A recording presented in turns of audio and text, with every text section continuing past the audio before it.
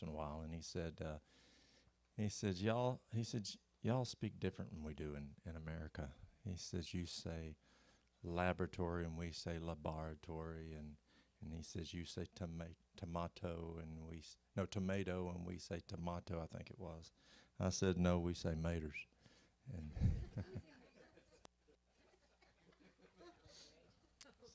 we say maters and taters. Yeah. Wasn't dinner delicious? Plum delicious. Thank y'all. In the Adventist Church, there's 3 major philosophies in healthcare. One philosophy is 100% allopathic. Allopathic is the conventional healthcare that uses pharmaceuticals. The second one is zero allopathic, where they 100% rely on natural remedies and different modalities such as hydrotherapy, as we spoke yesterday, or maybe heliotherapy, or various different therapies. And the third is a combination. And I'd like to share with y'all a quote here, see if this works.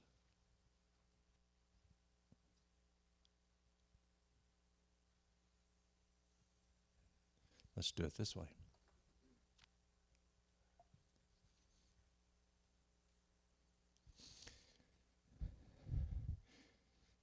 When physicians understand physiology, now this is conditional. The Bible is an if-then statement.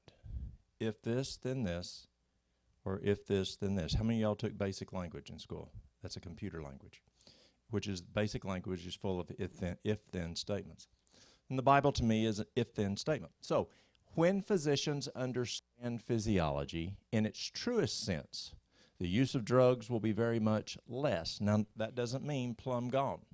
Let's read it again. When physicians understand physiology in its truest sense, their use of drugs will be very much less, and finally, they will cease to use them at all. Now, when is that? It does. When they understand physiology. An example. Type 2 diabetes. In the first 20 years of my career, we'd never reversed diabetes. Actually, when I left regular health care, corporate told me, and I told them I was going to a place that could reverse type 2 diabetes. They said, you're crazy. Looked me straight in the eye and said, you're crazy. You're going to destroy your reputation in healthcare. And then sometimes I ain't the brightest person, my wife says. And I went ahead and I said, they even significantly improved type 1 diabetes. And then looked at me straight in the eye and said, Walt, you're stupid. Straight in my eye, you're stupid. You're going to ruin your reputation. Well, I left.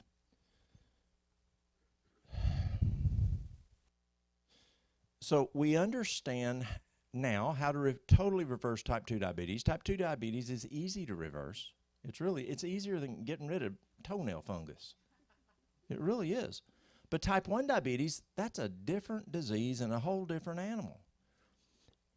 Can you just plumb stop insulin on a person with type 1 diabetes just because you want to do natural? Let's say that you've had your thyroid taken out. Can you just plumb stop thyroid medicine? Not a good day. Let's say that you're on the way home and you have a motor vehicle crash and you have a significant compound fracture and you've got to have surgery. Do you want to have anesthesia?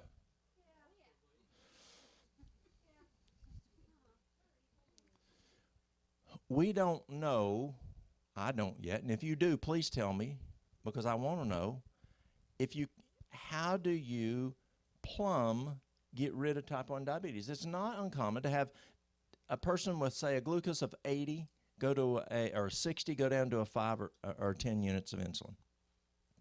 But it's not plumb getting rid of it. Or that person who's had their thyroid removed, if you know how to manage that body without thyroid medicine, let me know. I don't know yet. I'm not saying it's impossible, because why?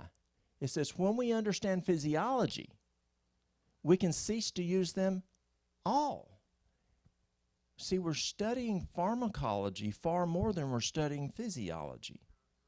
Does that make sense? The physician who depends upon drug medication in his practice shows, the physician that depends on drug medication in his practice shows that he does not understand the delicate machinery of the human organism. And what is that? Physiology. He doesn't understand physiology. Some people say, no, you shouldn't do lab work. I totally disagree with that. People will come in and say, Walt, do I need to take something for my B12? I don't know. What's your B12 level? Walt, do I need to take something for vitamin D? I don't know. What's your vitamin D level? Or Walt, do I need to do something for my cholesterol? I don't know. What's your cholesterol level? See, labs tell us. I can't look inside you. There's times we need x-ray. I have people come in and say, Walt, do you think I broke my finger here? I don't know. I can't see. Now, I had one lady come in one time. I was teaching a stop smoking class, and she calls, and Mary Lou comes and gets me. She says, she's insistent. She's got to talk to you. And so I said, okay. So she brings me the phone, and she says, well, I need you to look at my son. I think he broke his arm real bad. I said, I can't tell. Take him to the emergency room. I need you to look at it, please. Okay, come on. And his arm was angulated. It's pretty evident. But did I say, okay, let me fix that? That is outside normal scope of practice, would you say? You really need to go in there and maybe at least set it. He may need to have surgery. Do you understand how the third one uses a combination of both? Can you see how that is? There's sometimes, based on our understanding, we just ain't got there yet. And until we get there, we're going to have to use things that we'd maybe not like to use, but the absence of can cause more harm. Would you agree? If that makes sense. Okay. Well, today I'd like to talk about therapeutic diets. Is therapeutic diets important? I call it fuel. What is the fuel that you're putting in the body? And that fuel is very important. And there's something very important, something to understand. It's not a cookie cutter. One thing fix all. It doesn't. There's a number of different things. An example, you got a person who comes in and they have significant digestive issues. It could be gastritis. It could be ulcers in the stomach. It could be Crohn's. It could be colitis. It could be ulcerative colitis. But something that's going on from, it could even be esophageal. There is a diet that I have found that works very, very well. How do I know? Because my doctor told me, how long has it been? It was in 97. He said, Walt, you're just going to die. He says, there's nothing we can do for, He says that your colon is one big old piece of hamburger meat. There's no intact tissue in your ascending, transverse, and descending. He says, we can take your colon out and you might live, but if we leave that thing in there, you're going to die. And we don't even know, you're just so bad off. I went from 209 pounds, 210 pounds down to 140 pounds. I went over a year without a solid stool. On average, 30-some diarrheas a day. My skin was gray in color, and so I decided I need to change and go to a different doctor. So I went to a different doctor, and he gave me this diet, and it worked. And I've helped many folks since, and here's what it is. If you have a person, esophageal issues, stomach issues, or colon issues, small intestines, large intestines, it's potato soup. Potatoes, carrots, celery, onions. That's it. Now, if you want to put some garlic in there, that's okay. And some water, cook it, blend it up a little bit, and do a quart each meal for 21 days. And I promise you, you'll get tired of it. But it works. It's amazing the phytochemicals that God put in the potato, carrot, celery, and onions that heal from here down to the rectum. It's amazing. Now, yes, you can go ahead and put in some aloe vera, 2 to 4 ounces, 3 times a day. You can put in some carob powder, 1 teaspoon twice a day.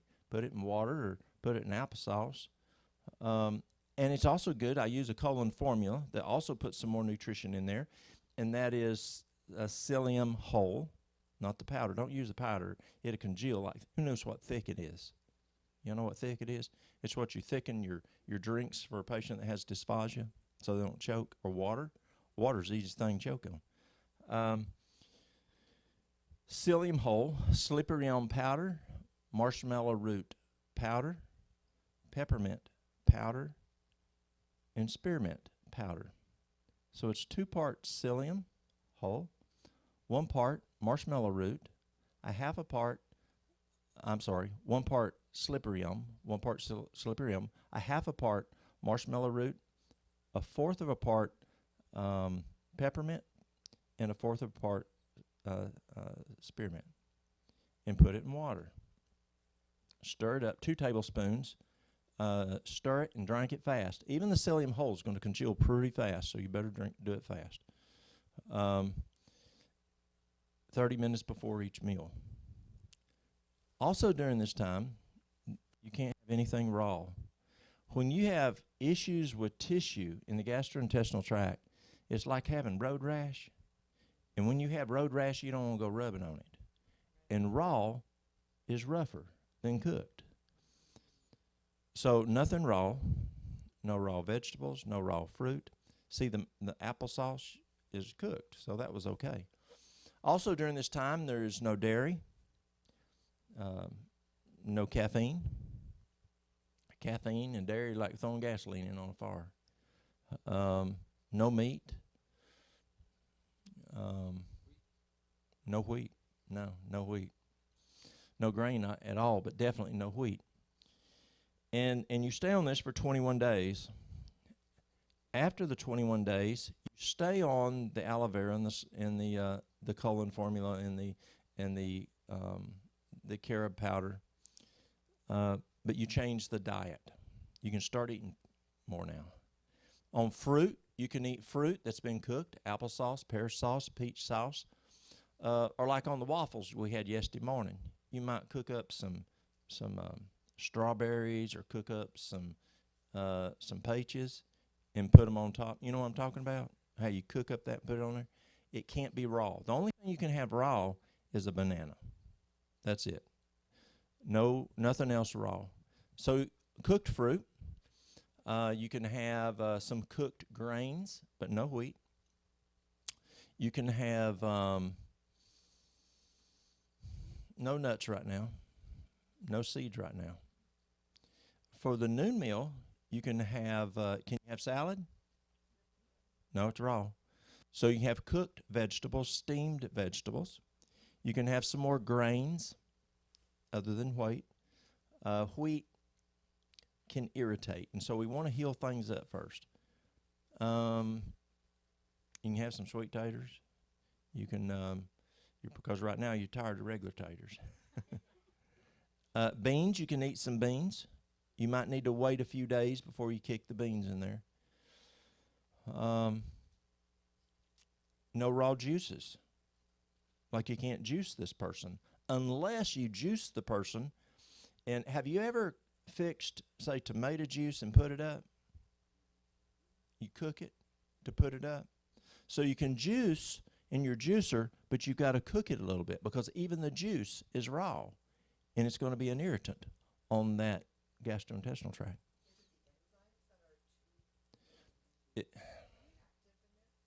No, it's just the raw material. It's just the raw material. And so it has to be cooked. And so you stay on that until you're healed. Depending on the severity, for me it took 6 months. And I did great until I went to work in Virginia. And one day I was on the way home. Mary Lou was still living down in North Carolina. And I'd go up and work a week or two, then drive back home to Mary Lou and the kids. They were getting the house ready to sell it. And I'm driving down the road, and you mentioned it the other day, didn't you? She did. But you know, it didn't tempt me this time. You did not tempt me at all. Have you ever been pinched and pinched and pinched and you've just had enough? Well, sometimes when you hurt and you hurt and you hurt and you had enough, you don't want more of that. Well, Derry does that to me. And so it was a year, actually, after I'd stopped. So 6 months after I'd been healed up. And I stopped at DQ. Got me a good blizzard. Oh, it was good. I mean, it was good. I miss that. I grew up on a dairy farm. I loved dairy. And I didn't even get half done. It felt like someone stabbed a knife in me. And I set it down, and I said, okay, God, I won't do that again. Until just several years ago, I went to my son's birthday party, and my daughter-in-law fixed some pizzas, little bitty round pizzas, just little round things, and like on a muffin kind of thing. And she put some fake cheese on it. And she says, you can have the ones on this tray. I said, good. So I was eating. It was pretty good. And I'd eaten 2 of them. I mean, it's not very big, about that big. And Mary Lou come up to me as I'm getting ready to eat the third one. She says, what are you doing? I said, what are you talking about? She says, you can't have that. I said, oh, it's okay. Taylor said I could have ones on that tray. She says, no.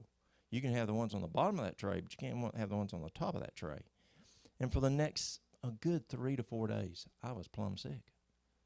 I mean, you just can't go back to it. It's not worth it. You didn't tempt me. That's right. So that you stay on that program until you're plumb healed up. And then you add back the healthy things, the raw food. You can start eating the nuts and the seeds and the foods that are not going to give you a problem. But what foods could still give you problems? Dairy. Dairy's a big one. Caffeine is a big one. For some people, even wheat can bother their gastrointestinal tract. Remember, it's not a cookie cutter. Everyone's different. And so when you develop meals for people or a therapeutic diet and you think, oh, this is perfect, it worked for everybody, don't mean it's working for you. Everyone's different. And so it's like driving a stick shift. Everybody driven a stick shift? You let out the clutch and you push on the gas, and you got some trucks you let off and it takes off, and some trucks you think it's never going to let off, and boom, you're almost all the way out. And you know what I'm talking about. And so as you work with people, you can't say, this is the diet that's going to work for you. You don't know until you start using it. And then you have to adjust it based on what works, but also what the person is willing to do. There's some folks that say, I don't do fruit. And it's true. I have folks say, I don't do vegetables except potatoes in the form of French fries and hey, dude. And potato chips. Literally. I've had numerous people that just don't do any fruit at all. I mean, you can't hog tie them and get them to start eating fruit. You've got to slowly work with those folks. I've got a lady who comes in to see me. She's been coming in now for 19 years. And when she first started coming, she would not eat anything that Mary Lou made. Nothing. Everything tasted nasty to her. Her tongue was so perverted with the standard American diet. And there's not one thing now that Mary Lou makes that she won't love to eat. Why? Now, 19 years is a long time to work with somebody. But sometimes you have to work with people. Now, why are we having this conversation today?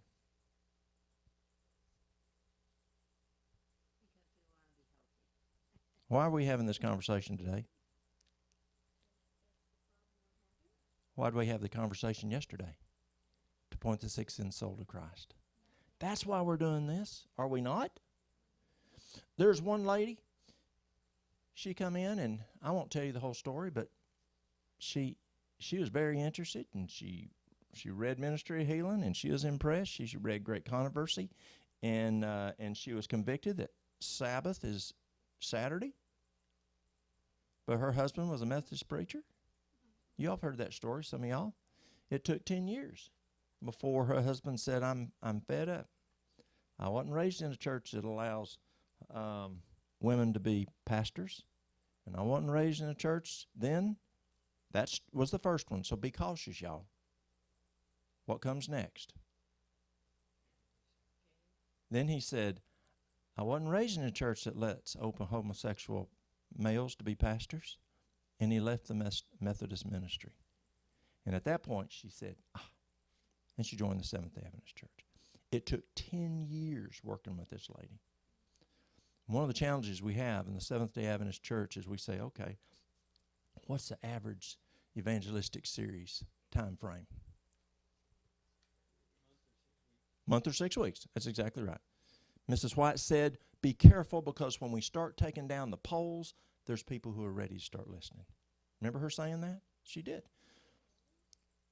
Of the tents. The camp-meeting tents. Or the evangelistic tents.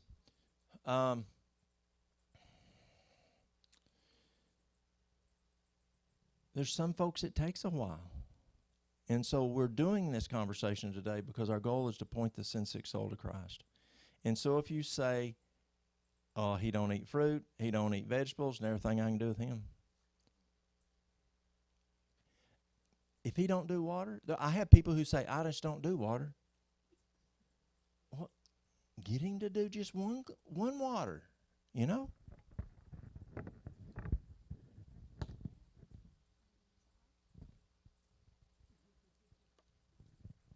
One water is better than no water. And literally I have people who come in that do drink no water except what's in their coffee. They don't say this anymore, but they used to quite a bit when I moved back home to Tennessee. And they'd say, can I count my moonshine? I'd had many men that would say, can I count the water in the moonshine? They've died off now. But start with one bottle of water. Find one fruit that they're willing to eat. You're fishing, y'all. Is it worth it for one? Is it? Yes, it is. Don't give up on them. Keep working with them. You ever been fishing? It's my brother's favorite pastime. I used to, as a boy, enjoy fishing. I don't like fishing no more. I ain't got time. Now, put me on a tractor. That's my favorite thing to do. I love to drive tractors. I enjoyed walking around looking at your tractors back there. But it's like fishing. You work with them, you know, and you're waiting and pulling that line and watching them and looking what lure. Y'all fish up here? I mean, you got a mess of lakes, 10,000 of them. Do you fish with shrimp up here? No? Why not? That's good. That's what we used when I was a kid and I'd go to Florida and fish in the ocean. Squid, too. Squid's really good in the ocean. Pardon? You can't even get it up here. Would they even bite it? You think they would? Well, do you think you'd use worms down in the Gulf of Mexico?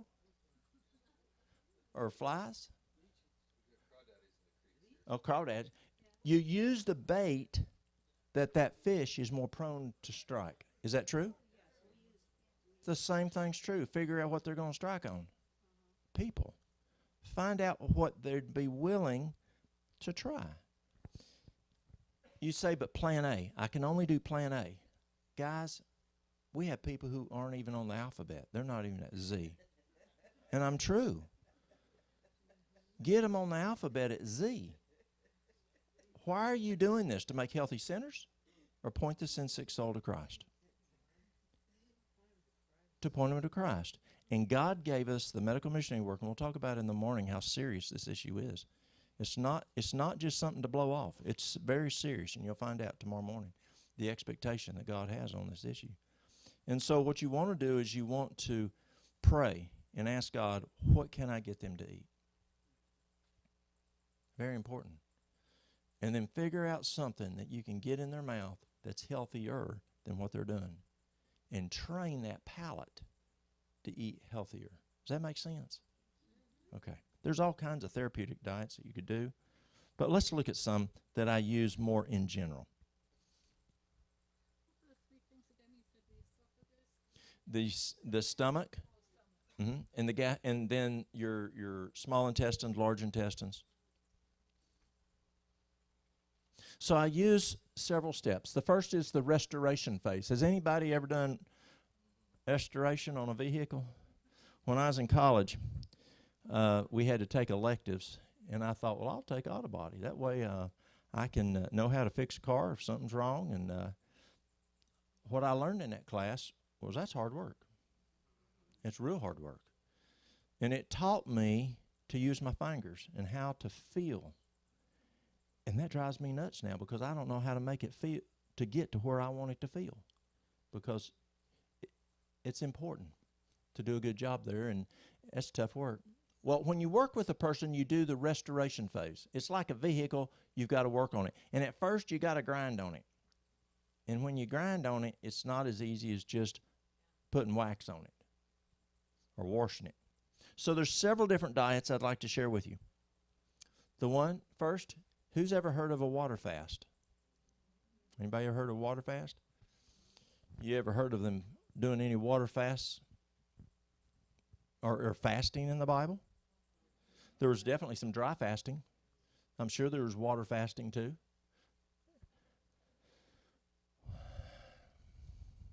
Water fasting is amazing. And yes, there's people who, you can go down to Mexico and do a 40-day water fast. But a 3 to 5 day water fast, Dr. Thrash told me, is extremely effective. If you had a type 2 diabetic that you just really couldn't get it to change, she'd say, Walt, have him do a 5-day water fast. I was out at Danny's at one of his crusades, and there's a doctor there who was speaking, and his wife's mother was from Europe. And I guess y'all think different over there, where you're more concerned about not wasting stuff. Well, I didn't agree with this guy. He never had leftovers. He felt leftovers was not healthy. I disagree with that. I think leftovers is fine. But in his house, he was a rich doctor, and if there was anything left over, he'd throw it away. And his mother-in-law came to live with him, and she went nuts. And she said, it's throwing food away. You're wasting food. There's children that, you know the story. And so she's giving his wife a hard time, and his wife's giving him a hard time. And he wanted to make his wife happy so that, so he said, okay, what if I feed it to the dogs? And the mother-in-law said, fine, I don't care. Just don't waste it. Don't throw it away. Okay. So we tried feeding it to the dogs, and the dogs wouldn't eat it. Pardon? A smart dog. So then he decides, who works in healthcare or has worked in healthcare? So he put the dogs on an MPO diet. What is that? Nothing by mouth. You do an MPO before surgery the next morning, so you don't throw up and all those problems. So them dogs were on MPO for 3 days. Guess what happened after 3 days? He taught them dogs to eat that food. That was a good thing because his wife quit bothering him and her mama quit bothering her. The same is true to people. When I went to the Lifestyle Center, we were doing, when I first went there, we were just doing we were doing, not the standard American diet, we were doing just a whole food plant-based diet. But people were complaining. They were missing their hot dogs or missing their hamburgers or missing their whatever. And a friend of mine, he was a surgeon, very smart fella. He said, Walt, just give them water.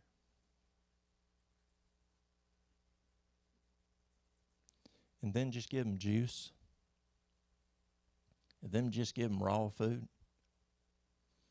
And then you can start adding food back. And it's amazing how much people like juice after they've gone fasting for 3 days. And how much they enjoy the food after they've been just juicing. And I read somewhere, fast the patient till the food tastes good. It works. They're glad to start eating. When I go to Africa, we do a 3-day, every class we do, it's a 14-day program. We do a 3-day water fast, and then we do the Duke diet because juicers can be a challenge. And we do the Duke diet, which we'll talk about. And then folks are ready to eat on day 4. One guy, he's a good friend of mine. He was an ambassador. He grew up kind of tough, but still not this tough. And he said, Walt, I've driven down the road before many times, down Kigali and other places he lived. And he says, I've seen people out there that didn't have food. He says, right now I'm not eating. But he says, you know what? I got a refrigerator. I can go to it any time I want. He says, I have a whole new understanding of what it's like to be hungry. And it's true. The other thing it does is when you do a fast, who's worked in healthcare? Did you know that we have a no muscle? A no muscle. We do. We have a no muscle. It's in the head. It's in the brain. And it's the ability to say no. And if you can say no to appetite, you build the no muscle. Mrs. White says that appetite is Satan's it's his ultimate weapon. She says if you can say no to appetite, you can say no to anything else. Have you read that? Yes. So what you're doing is when you fast, you're working out your no muscle to say no to that or that or that. And so fasting is good for us. There's a physiological benefit, but also there's a spiritual benefit to build that no muscle. It's very important. And so you can do a water fast 1 day, 2 days, 3 days, 5 days. One day, I'm kind of, day 2, it's a little tough. Day 3, I'm ready to eat.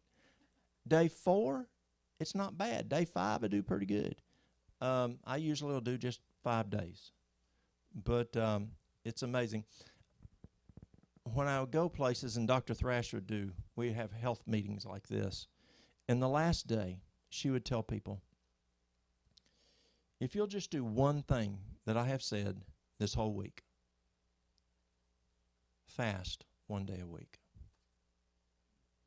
She said, it is amazing what it will do physiologically for you, but also spiritually for you.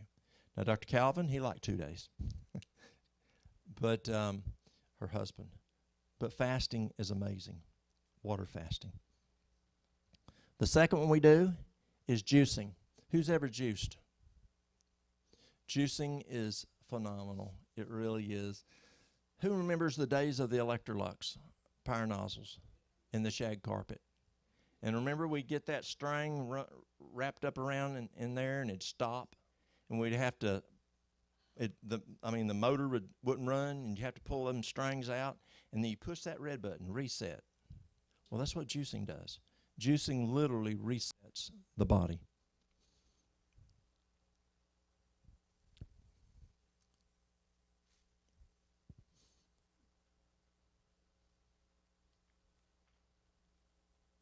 Who knows who this guy is? Who? There's a lady I knew in New York City back. It's been probably, 10 or 12 years ago. And she was flying somewhere. And I don't know if that's going to link back up or not. There he goes. She was flying somewhere from New York City, and she was flying first class. She got in the airplane, sat down, and she sits there, and this man pulls out a book and starts reading it. And it was Counsels on Diet and Foods. And she says, "Oh, you must be a Seventh-day Adventist." He says, "No. Why?" She says, "You're reading that book." It was Dr. Oz. He was reading that book. So let's see what he says about juicing. There are many health benefits of drinking freshly juiced fruits and vegetables. It's a great way to add nutrients from the fruits or vegetables that you normally wouldn't eat. Fruit and vegetable juice retain most of the vitamins, minerals, and plant chemicals, phytonutrients. Phyto is what? Plant nutrients that would be found in the whole versions of those foods. These nutrients can help protect against cardiovascular disease, cancer, various inflammatory diseases like rheumatoid arthritis. Valuable compounds called flavonoids and anthocyanins are abundant in a variety of fruits and vegetables and guard against oxidative cellular damage, which come from everyday cellular maintenance. and is exacerbated by exposure to chemicals and pollution.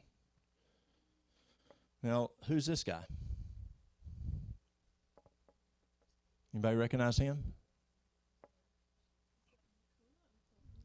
It is Mercola. He's the guy that's been kind of beat up over the last 3 years. Vegetable juicing is an easy way to virtually guarantee, that's a good word, that you will reach your daily target for vegetables in an easily digestible form. The raw green vegetable juice can be likened to a living broth, as it is teeming with micronutrients that many people are lacking. People should view vegetable juicing as a regular part of their diet, not just a fad that they engage in once or twice a year. The bulk of one's juice should come from organic green veggies, spinach, celery, kale, Swiss chard, etc., not fruits which are too high in sugars. I'm not saying that drinking orange juice and apple juice is a problem, but I agree with him. Most of our juices, we might put an apple in our juice, but most of it is kale, spinach, parsley, cilantro, carrots, celery, ginger, lemon, beet, cucumber, yes. Those, and I was somewhere not long ago and I was saying, I said, now, you probably don't want to juice cauliflower because you can't get much out of that. And this guy from Jamaica stood up. He's over in the corner. He said, yeah, you can juice cauliflower. I said, tell me, teach me. Have you juiced it? He goes, oh, yeah. I said, how? He says, you juice the leaves. I said, have you done it? He says, yeah. Yeah, sure. Pardon? Y'all Jamaicans, y'all can't live without your avocados, can you? Neither can the Africans. I mean, they got to have them avocados. And even when that first diet I talked about, the people who have problems with the esophagus and the stomach and the colon, and they're from the islands. Did you hear me say avocados? No, I didn't. And so I said, well, you can't do avocados because you gotta cook it. And the island folks said, oh, no, you can cook avocado. Stick some avocado in there. And so people from the islands, they will stick avocado in that potato soup. Or a person who's real puny and doesn't have much weight on them, I'll have them put avocados in there to get some fat so they just don't lose too much. But it was the island people who taught me that. Yeah. I was going to ask, to juice, do you need a juicer or can you use your blender? We'll get to that. Good question. Good question. Okay. We're still continuing with Mercola. Juicing helps you absorb all the nutrients from the vegetables. But Walt, look at all that waste that's going out, that yellow and red waste that's going out there, all them nutrients. That is orange dyed fiber and red dyed fiber. But Walt, don't you have to have fiber? Fiber is good, but this is a therapeutic diet. And I'll explain the importance there. If you have some juicers, you might want to run it through a couple times. You'll get more out. Some juicers, just one time, it's dry as could be. But as he's saying here, most of that nutrient's gone. It's in that juice, especially depending on the juicer you have. Juicing allows you to consume a healthier amount of vegetables in an efficient manner. There's just a lot of folks that don't do vegetables. How many fruits and vegetables are we supposed to have today? 8 to 9 servings. It's now up to 9. It used to be 3, then 5, then 7. It's up to 9. Fruits and servings of fruits and vegetables today is the recommendation.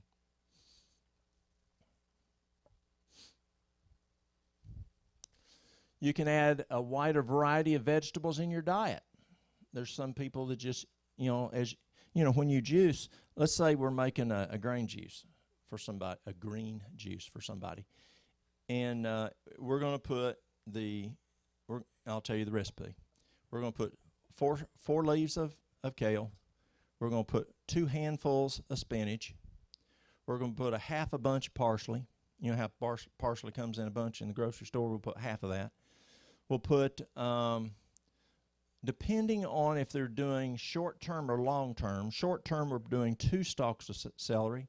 If they're doing long-term, over 21 days, we're doing 4 stalks of celery because we're wanting to make sure they have plenty of salt, and we don't want to throw the salt off. It's a minority, very few, but I just want to make sure. We're doing 1/4 of a cucumber. We're doing 2 apples. We're doing a piece of ginger the size of your thumb or to taste. And we're doing 1/2 of a lemon. That's our green juice. Our orange juice is 4 to 5 carrots, depending on size. Orange juice, because carrots are orange. Again, the celery, 2 to 4 celery, 1/4 of a cucumber, 2 apples, piece of ginger size of thumb, and some lemon, 1/2 a lemon. Our red juice is the same as the orange juice, except we put some beet in there. Dependent on the size of the beet is dependent on how much of the percentage of the beet you put in there. You don't want them peeing and pooping red.